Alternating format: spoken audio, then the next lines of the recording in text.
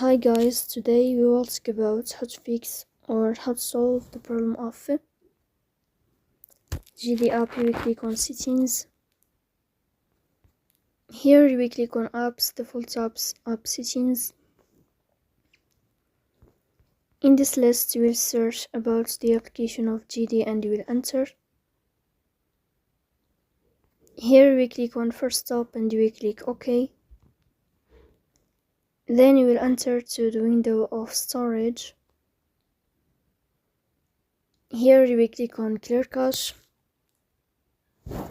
Then we go to Play Store. You will search about the application of GD. If you find the update here, then you can update your app. So please don't forget to support us by like and subscribe.